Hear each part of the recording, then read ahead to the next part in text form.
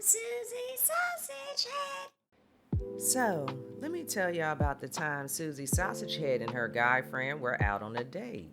They decided to meet for a mid morning brunch, followed by a walk around the lake, and maybe even a little paddle boating if they were up to it. Susie had been seeing this guy off and on for a few years, and they had recently decided to be on again. This date was an reintroduction slash test drive of how they both felt about moving forward with each other. They were both single, at good places in their respective lives, and had put the past behind them. Susie was feeling good so far regarding her decision to reunite with him and anticipated hugging and kissing in a special way later to make up for lost time. The restaurant Susie Sausagehead and her guy friend settled upon was a quaint waterside eatery whose specialty was brunch and was one of the best in town. The location was a lake downtown which featured a fountain and the aforementioned paddle boats. The lake hosted several species of bird, fish, and other wildlife. Once the couple was seated, they ordered their three-course brunch, completed with bottomless mimosas. Their waiter was polite and attentive, and each course of the meal arrived just as they were completing the current dish, and their wine glasses were never empty. Throughout the meal, several birds had come and gone along the railing that enclosed the outdoor seating area they occupied. As a consequence, they occasionally had to guard their complimentary bread and oil. Still, it was fun fighting off their aggressive wing flaps.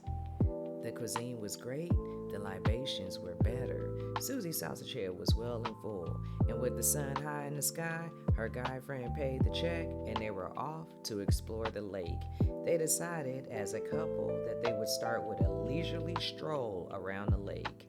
They wanted to take in the fountain and wildlife, paddle boats, wakeboards, and maybe a little bit of people watching. Susie and her guy friend took turns imagining out loud what the other people were doing, thinking, and saying as they watched them act out their respective lives. It was a fun inside joke they shared, further reinforcing their renewed bond.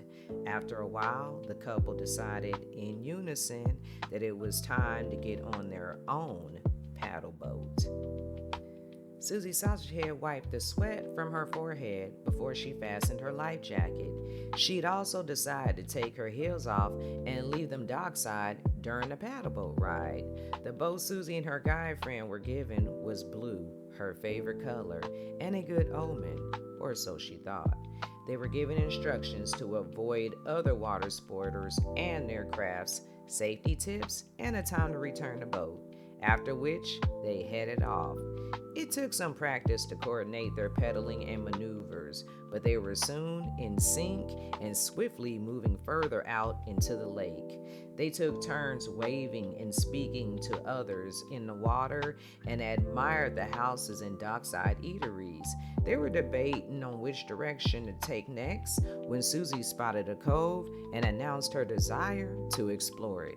Susie's guy friend was feeling just as adventurous, so they maneuvered the boat in that direction and pedaled while giggling. The closer they got to the cove, the better they could see inside. It was not as dark as Susie Sausagehead thought it would be, and she was delighted to see several others already in attendance. Some of them were in the water, swimming. Susie and her guy friend had no plans on entering the water, but found it comforting all the same.